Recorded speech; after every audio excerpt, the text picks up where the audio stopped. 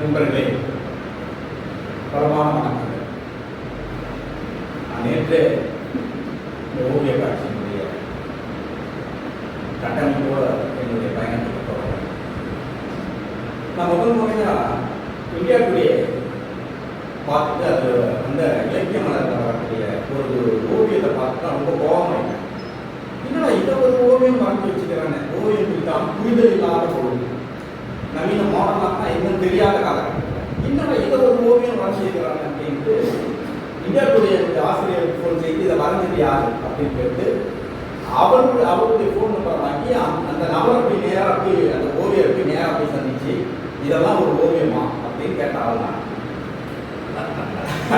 அப்போ அவர் யாரு அந்த ஓவியத்தை வரைஞ்சவர் யாருன்னா ஓவியர் சந்து ஓவிய கல்லூரி முதல்வர்.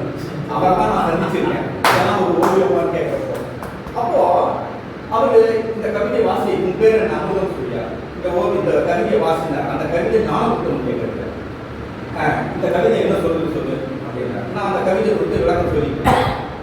சொல்லும்போது என்ன பெண்கள் குறித்தான வேறொரு மறைவான ஒரு கிண்டல் அடிக்கிறது தோன் அந்த கவிதை இருந்தது. அந்த கவிதைக்கு பேரு நாய் ஊசி இருக்குது இல்லை அப்படின்னா இருக்குது.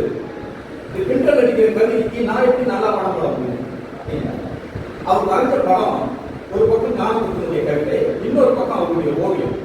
ஓவியம் என்னன்னா நாய் நாய் ஊசி ஊசி ஊசி ஊசி பெருப்பெருப்பி இப்படி ஒரு அவ்வளோதான் அந்த ஓவியம். அதுதான் கோபம் வந்து. அப்போ அவர்கிட்ட முதல் முறையாக நான் போகும்போது தெரிஞ்சுக்கிட்ட ஒரே பாடம் என்னன்னா ஓவியம் என்பது அப்படியே பிரதிபலிப்பது மட்டுமல்ல.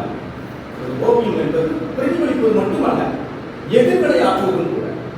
எனக்கு அது பிடிக்கல, இந்த கருத்து சமூகத்துக்கு எதிரானதுன்னா நான் எப்படி அதுக்கு நான் ரிப்ளை பண்றேன், ஏன் ஓவியத்து வழியாக தான் ரிப்ளை பண்றேன் என்று அவர் எதிர்மறையாகத்தான் அதை வரைந்தார் என்று தெரிந்து கொண்டேன். அப்பதான் அதுக்கு பிறகுதான் நான் தொடர்ந்து அவர்கிட்ட வருடம் அங்கேயே தான் கிடப்பேன். ஓவிய சந்திரமுக்கியே தான் கிடப்பேன். அங்கே தான் எனக்கு ஓவியம் குறித்தான புரிதல்லாம் வர ஆரம்பிச்சு நிறைய ஓவிய கண்காட்சிகளுக்கு அழைச்சி பேசக்கூடிய அளவுக்கு எனக்கு ஒரு தகுதியை நான் வளர்த்து கொண்டது என்னன்னா அங்கே அவன் மூலமாக வந்தது தான். நான் இங்கே பேசுகிறாரு இல்லைங்களா, தொடர்புடைய ஸ்ரீதர் சார். அவர் இந்தியா முழுக்க 24 கலைக்கூடங்களை உருவாக்கி வைத்திருக்கிறார். உலகம் முழுக்க பயன்படுத்தி சிங்கப்பூர், இன்னைக்கு சென்னையில் பாண்டிச்சேரியில் இருக்கேன். அப்போ அவர் காலையில் அவரோட பேசும்போது அவர் ஒரு வார்த்தை சொன்னார், ஓவியத்தை பற்றி அவங்களே தான் புரிஞ்சுக்கணும். நம்ம போய் ஒவ்வொருத்தருக்கு இதுக்கு அர்த்தம் அதுக்கு காசு எடுக்க முடியுமா? எவன் விருப்பம் உள்ளவனோ எவனுக்கு ஆர்வம் உண்டோ அவனால ஓவியத்தை புரிஞ்சுக்க முடியும் அப்படின்னு நாங்கள் காலையில் டீ சாப்பிடும்போது சொன்னார். நான் வந்து ஓவியத்தை நானாக தான் போய் கற்றுக்கிட்டேன், நானாக தான் பார்த்தேன். என்னுடைய கவிதைகளுக்கு நானாக ஓவியமே வர்ணிக்கிட்டேன், உள் ஓவியத்தை நானே வர்ணிக்கிட்டேன். நான் ஓவியம் இல்லை, ஆனால் எனக்கு என்னுடைய உணர்வை தெரிவிக்கிறதுக்கு ஒரு டூல்ஸ் இருக்குல்ல, அப்படி நானே வர்ணிக்கிறேன். இதுதான் ஓவியத்தை நான் பேசுறதுக்கான தகுதி இருக்கக்கூடிய எழுத்தாளர்களுக்கான ஒரு அடையாளமாக நான் நினைக்கிறேன். நண்பர்களே, இந்த இடத்தில் ஒரு ஆர்ட் கிளப், இதை சீராளன் ஒரு ஆர்ட் கிளப், அவர் எழுத்தாளர் சீராளன் ஜெயந்தன், ஓவியர் எழுத்தாளர், அவருடையது தான் கோடு ஆர்ட். ஆனால் இதனுடைய மூலம் வந்து இந்த கோடுன்ற சொல்லுக்கான மூலம் பார்த்தீங்கன்னா எழுத்தாளர் ஜெயந்தனுடைய பத்திரிகை கோடு. அந்த கோட்டில் நான் எழுதியிருக்கேன். அவர் எங்க அப்பா நடத்தின பத்திரிகையில நான் எழுதியிருக்கேன். அந்த கோடுனுடைய தொடர்ச்சி தான் இந்த ஆர்டிகிளுக்கு கோடுன்னு அவர் பேர் வச்சிருக்காரு. உண்மையே பாருங்களேன், கோடை வந்து நீங்க வந்து அனாமத்தா போடவே முடியாது. ஒரு புள்ளியில இருந்து தான் நீங்க ஒரு கோட்டையை ஸ்டார்ட் பண்ண முடியும். துண்டா உங்க ஒரு கோடை வரையவே முடியாது. எங்க ஆரம்பிச்சாலும் அந்த புள்ளியில இருந்து தான் தொடங்கணும் அந்த கோடு. அப்போ புள்ளியிலிருந்து தொடங்க ஒரு கோடு, அந்த கோட்டுக்கு பல்லாயிரக்கணக்கான புள்ளிகள் இருக்கு. அப்போ புள்ளியின் கோடும் தான் ஓவியத்தினுடைய பரமாத்மா ஜீவாத்மா மாதிரி. அப்போ வண்ணங்கள் அது பூணுகின்ற உணவை போன்றது. இதுதான் எனக்கு தெரிந்த இந்த கோடுக்கான தாக்கல். அந்த வகையில் இந்த கோடு மிக முக்கியமான அமைப்பாக வருகிறது. அதை விட இதை நடத்துகிற பாண்டிச்சேரியை நடத்துகிற வண்ண அறிவி ஆக்டர், அந்த பேரே வந்து விசேஷமானது, ரொம்ப அழகான தமிழ் பேரை சூட்டியிருக்கிறாங்க. வண்ண அறிவி ஆக்டர் என்பது சங்க இலக்கியத்தில் அறிவி ஆக்கும் பெருவரை அப்படின்ற ஒரு சொல்லாட்சி ரொம்ப பிரமாண்டமா அறிவியை குறித்து பேசப்பட்டிருக்கிறது. அதனுடைய தொடர்ச்சி பார்த்தோம்னா மலை இருந்தால் அருவி இருக்கும், அருவி இருந்தால் ஆறு இருக்கும், ஆறு நதியை உருவாக்கும், நதி நாகரிகத்தை உருவாக்கும், நாகரிகம் இருந்தால் நாம் இருக்கும். எனவே வண்ண அருவி என்பது அதற்கும் ஒரு மிக சிறந்த ஒரு சொல்லாட்சி அந்த அமைப்பு. நண்பர்களே, இந்த இருவரும் சேர்ந்துதான் முக்கணி, முக்காலம், மூவேந்தர் போல 3 ஓவியர்களை இங்கு அழைத்து வந்து இந்த கண்காட்சி நடத்துகிறார்கள். முதல்ல நீங்க உள்ள நுழைப்பது சீராளன் ஜெயந்தனுடைய ஓவியங்கள். அந்த ஓவியங்கள் இந்த காலகட்ட தொழில்நுட்பத்துக்கு ஏற்ப டிஜிட்டலை பயன்படுத்தி டிஜிட்டலின் வழியாக இந்த சமூகத்தை, இந்த உணர்வுகளை பார்க்கிற ஒரு யுக்தியாக அவர் கையாண்டிருக்கிறார். சென்ற முறை டெல்லியில் நடந்த ஓவிய கண்காட்சி அப்படி அல்ல, அது முழுக்க ரியலிச பாணியில் இருந்தது. இப்பொழுது இந்த டிஜிட்டல் டூலை பயன்படுத்தி இந்த ஓவியத்தை அவர் புது முயற்சியாக செய்திருக்கிறார். இன்னொரு பக்கத்தில் பார்த்தீங்கன்னா நம்ம லின்சி அவங்களுடைய ஓவியங்களை பார்த்தீங்கன்னா முழுக்க அப்சாக்டா இருக்கு. அது வந்து எண்ணங்களை வண்ணங்களாக மாற்றி அதன் மூலம் அவர்கள் அருப்பமாக அவர் காட்சி கொடுக்கிறார் செயலை அவர் தொடர்ந்திருக்கிறார். இது ஒரு நவீன கவிதை பார்க்குற மாதிரி தான். உங்களுக்கு என்ன தோணுதோ, உங்க மனநிலை என்னவோ, உங்களுடைய அனுபவத்தை அது மேல ஏற்றி அது என்ன ரிசல்ட் கொடுத்தோ அதுதான் அதற்கான ஓவியிருக்கிறாங்க. இன்னொரு பக்கம் பார்த்தீங்கன்னா சிற்பியாக இருந்து ஓவியராக மாறி இருக்கக்கூடிய மோகனுடைய ஓவியம் இடம்பெற. அவருடைய முழுமையான பேரு மோகன்ஜி மாதவ். அவருடைய ஓவியங்கள் இங்கே இருக்கு. அவர் எடுத்துக்கிட்ட கான்செப்ட் பார்த்தீங்கன்னா காய்ந்த இலை, அதை சருன்னு சொல்ல முடியாது, காய்ந்த இலை. சருன்னு சொல்ற வேற அர்த்தத்துக்கு மீனிங் போயிடும். காய்ந்த இலை, அந்த காய்ந்த இலையை மட்டுமே அவர் மீடியமா பயன்படுத்துறாரு.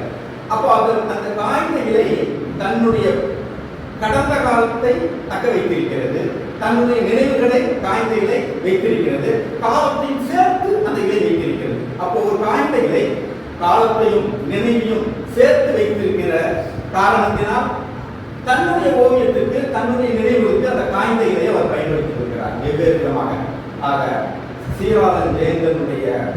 டிஜிட்டல் மாதிரியும் எண்ணங்களின் வண்ணங்களாக லின்சியும் காய்ந்த இலை வழியாக இந்த உலகத்தை பார்க்கிற யுத்தி மோகனும் மூவரும் 3 விதங்களில் இதை கையாண்டிருக்கிறார்கள்.